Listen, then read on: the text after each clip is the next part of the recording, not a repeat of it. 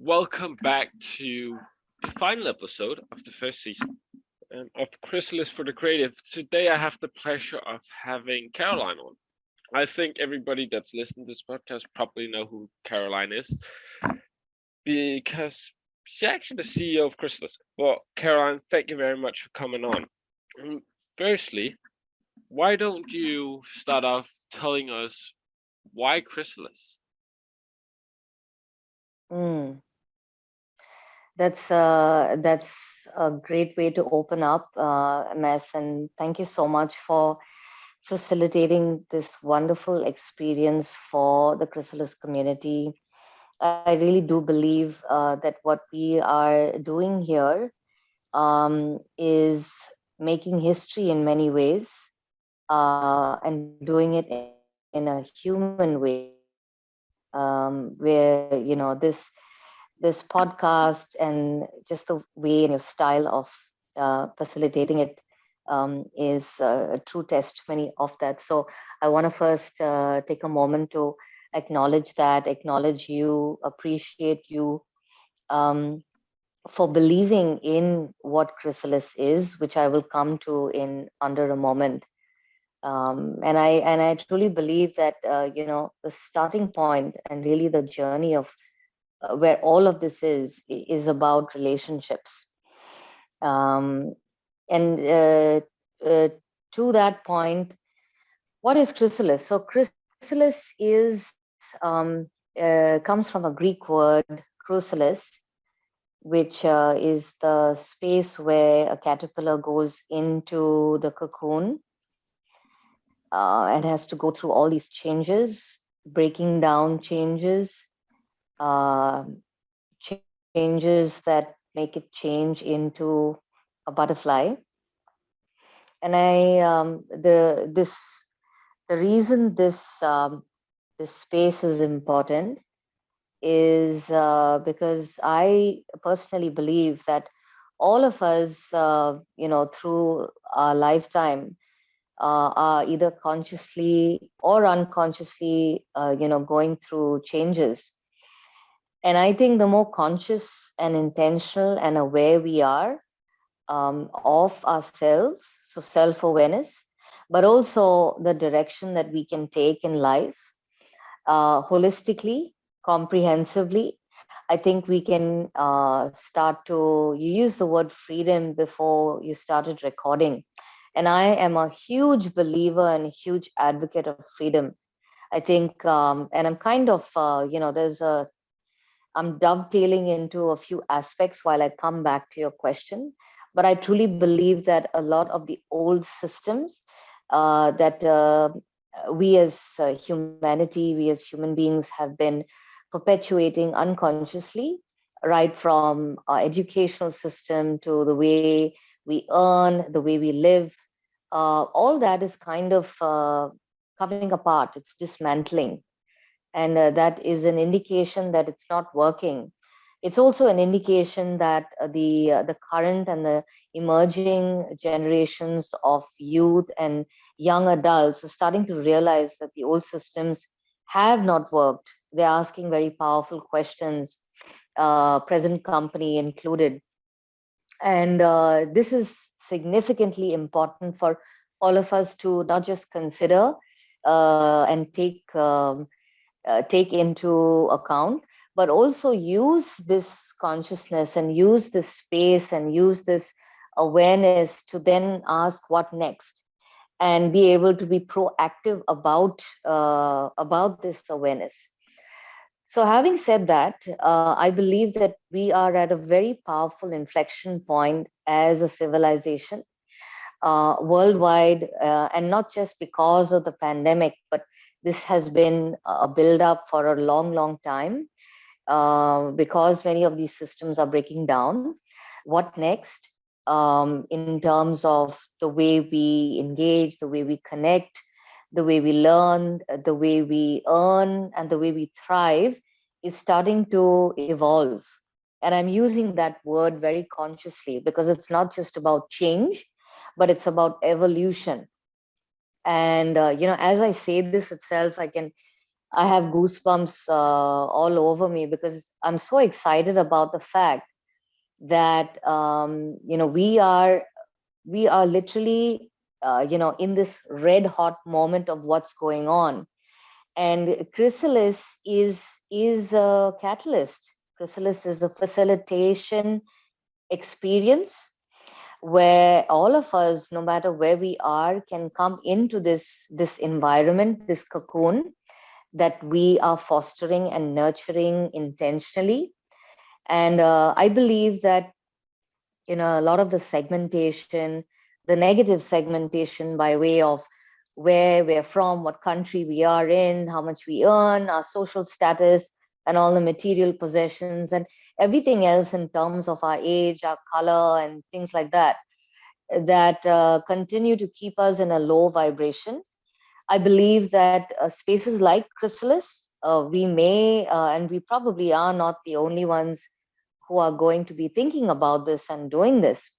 But I want to call our attention to all of us chiming into this episode is that the more intentional we are about the ways that we separate ourselves from the rest of, life and humanity and all of creation, I think we're losing out on, everything that is possible. And through this recognition, I believe that Chrysalis is a space where we want to recognize openness, freedom to choose how we want to connect, engage, but also the value in coming together in this container that we are building in a way that we respect ourselves. We have, a lot of, and I use the word pride, but I don't mean arrogance. I mean pride in the fact that we are a part of this beautiful creation, and we step into that knowing, and then we start to look around and ask ourselves this question: how can we show up more intentionally? How can we serve one another in a way that benefits all of us? And I believe that it has a ripple effect. So being able to come here, find peers, find experts, learn, and be able to advance, what we are doing, that would be some of the most foundational pieces that we are, adding and integrating into this experience of Chrysalis. Long winding response, but there was a lot that I felt needed to be said in that powerful question. Thank you. Well, thank you very much for taking the time to give me such a long answer, because I know it could have been much, much longer. It's the, Probably so. the yeah. Um, yeah, as you mentioned yourself, I mentioned freedom before we got on and we talked about the podcast. And I Mm. think the possibilities, the whole Web3 thing, both you and me, we're not experts on it. Luckily, we have experts Mm. on hold, but it really allows freedom in a whole, like, it gives the one new meaning. They get not tied to advertisers in some sort of way. It's a different concept for me, Mm. which is what I absolutely love about it, which is why Mm. we decided to create this podcast. But what, like, how do I word this question? We talked about before, this is like a goal, a vision you have had for a long time. What Mm. changed for you to be able to pull the trigger? What? Yeah, yeah, yeah. Okay. So I think that this is a really, really powerful question, and one that I was saying that I really relish because the vision of what we are building and fostering as a structure, but also the culture and the feeling tone of inclusivity, of freedom, of enhancement, of advancement. All of these building blocks were things that I had already seen in 2010, but I also believe that I on many levels needed to be ready. And the other thing, and I'm happy that you brought up the Web3 part of this, because I believe the dimension of technology I believe that the dimension of where we are from an innovative perspective and a readiness as a humanity makes now all the more the right time to launch it. I mean, this was, in motion and building up and breaking down in several ways over the last 10 to 11 years. So it's not something that has sprung up randomly within me. I've seen it, I've tried it out from the perspectives of community to the educational angle. But the missing piece that you had brought up, and I think it's extremely significant and relevant and important for us to be emphasizing this point, is about Web3. And I think we have the right current. Oh gosh, should I just continue? It came from like, yeah, the Web3, so you can just continue. Sure, sure. So, I was talking about Kathy Wood, and I talk about her a lot because she's one of the, the advocates of what's going on in the space of Web3 blockchain. But not just that, she also talks about the value of it from a financial and an economic and a political and a geopolitical perspective, and that's what excites me. I think that there is a lot of scope and a lot of value if we can remain intentional about, the outcomes, intentional about who we are serving, intentional about one, why we are doing this, and ways in which people can benefit from what we are doing and what we are creating within the Chrysalis. The word intentional, it was funny when you mentioned that you always have. And back when we like had I don't even know, when we just started, back when we just started, Mm, that word, like, I didn't really know what you meant by it. But now that I have a lot more going on in my life, it kind of hits a mm, very different way. Like, you need to be intentional because end of the day you only have 24 hours and you do need to rest mm, sometimes. So you need to be mm-hmm, intentional with the things you do because you can't just run around doing everything and then mm. taking care of things. Absolutely. So Absolutely. you want Go to ahead. well, so I wanted to Yeah, make a question into it, like where that yeah, go ahead. whole thing came from of being intentional in you. Mm, mm, mm.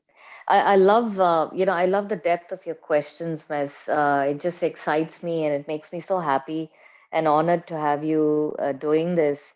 I think it's kind of a parallel to your own share, your own story. I think, on a human level, there were so many things in this lifetime, in my life and in this lifetime, that I had to learn the hard way, and I had to learn through the channel of adversity. And then, once I started to doing, when once I started doing a lot more healing work with myself and with clients, especially inner work, I started to understand that the way I saw my life all that while for a good 30 odd years. And while I had some, inkling and understanding of this word and the thematics around being intentional, I never really embodied it myself. But I think that being pushed into a space where I really needed to be intentional forcefully made me start to look at it in a way that I believe that many people think that having discipline and having routine and having certain anchors in your life is actually a bad thing. And I started to realize through all the work of the last decade that it serves a very higher, often spiritual purpose. But it's only once you start to tap into this essence and start to, honor it, the value of it each day, um, that's when you start to really, see the value of having discipline, having honor. You spoke about time, and that's certainly one aspect towards intention. Some other things that come up for me are around being intentional with my relationships, being intentional with, my thoughts, my choice of language, my beliefs around, this current life and why I'm here. So there are so many deeper aspects to it as well. And there's no end. I think the more, it's like a rabbit hole, the further and deeper you go, so much more starts to unfold, and there's so much to unpack. Yeah, there really is. It that whole thing of, instead of you just taking, it's not quantity, it's quality at the end of the day. Mm, yeah, But absolutely. I also did want to talk with you about Christmas, because it's a great opportunity to do that, having you on here. After all, you are, I see how you are with the ideas. Like, it's really, yeah, the idea, the Mm, perspective, the vision. That was the word I looked mm, for. Hard to yeah, find yeah, apparently today. Still early over yeah. here. But Mm. so, just to start off with, one thing I'd like to ask all the people that got on here: where do you see Krisullis in 3 years? I see Chrysalis doing deeper work. What we are planning to do in the first 3 months to the next 3 months to a year will only be about the experiment of learning and listening.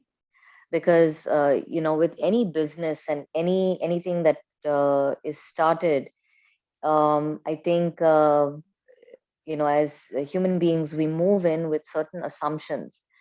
And to that point, I believe that we have certain assumptions about the kind of pain points and challenges that people are experiencing on a monumental level worldwide, that we are all feeling into at this point. And through that empathic listening, if we can continue to lean in and ask the right questions. You spoke about quality. I believe that asking qualitative questions, which come from a space of wanting to understand someone else, I think that will only lead us as a community, as a team, to then sit back and say, this is the space that we have. These are the kind of people who will benefit. We're asking all of these questions, and then the next step is to serve, and to serve intentionally and with purpose and with honor and with reverence. So I see us doing really, really deep work. I see people being able to, it's like this quote in the Bible. I'm not a religious person. I am, spiritual, but I do have quotations from different books.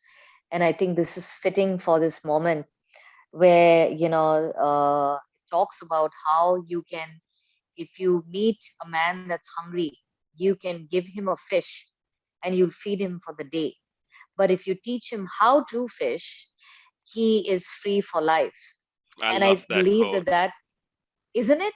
and Yeah, I and I love it. believe that is so powerful, because we don't want, a codependency. We don't want to encourage people to need to feel attached and begging and pleading. No.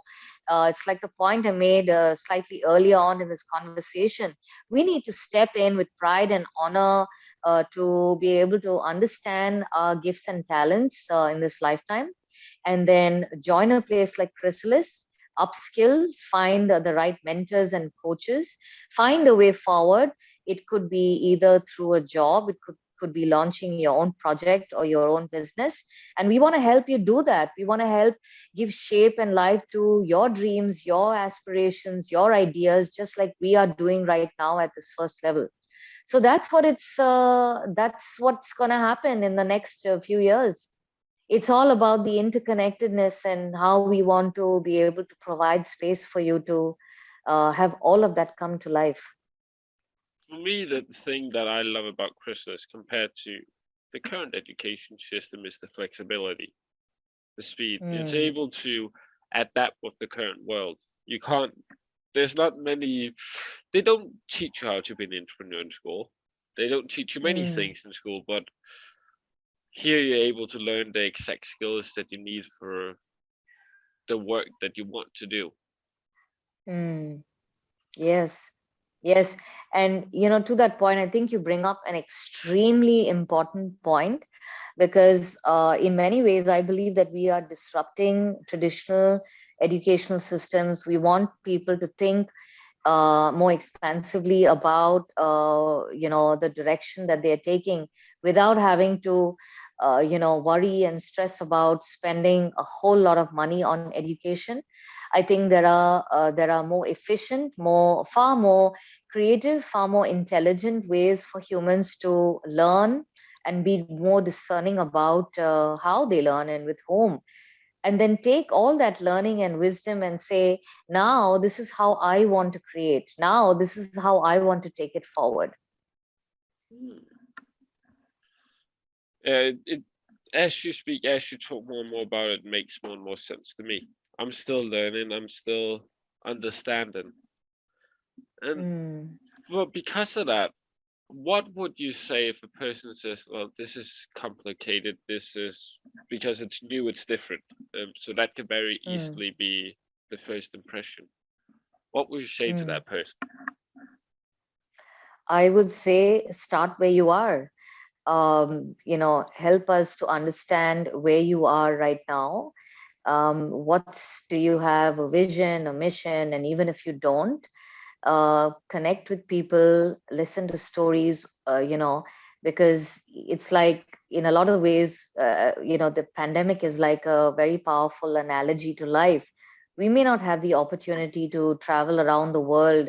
And I am a firm believer that traveling opens up our minds and our hearts to nuances that we cannot see and feel into if we're sitting in one place.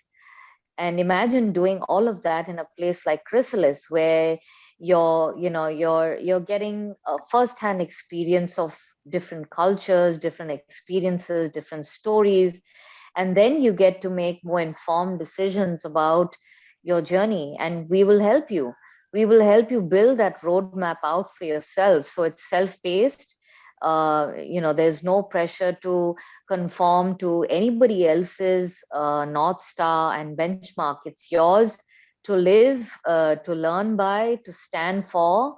I think sovereignty is something that I'm a huge advocate of. When we start to understand what our truth is and be able to stand firmly in that and be able to nurture that through tools and through networks, I think we can certainly find a lot more fulfillment and peace. And I want to say something else to that point. I think that this current generation and this current time is allowing many people, if not a lot of people, many people to start to understand that all of the money and all of the things that you collect over a lifetime, there are so many people in high positions, CXO level. I get to meet them, I get to coach them. And the realization is that all of that will still not give you fulfillment. All of that might not give you happiness, joy, and peace. Therefore, whoever is listening or watching our podcast and coming to know more about the Chrysalis, this is about you. It's not about us. We're here to hold space for you. We're here to help facilitate and foster your journey. And that might take the form of, you becoming a coach yourself, a creator, an entrepreneur. Whatever that is, there is no judgment in it. There's only a full freedom, for you to thrive in this space.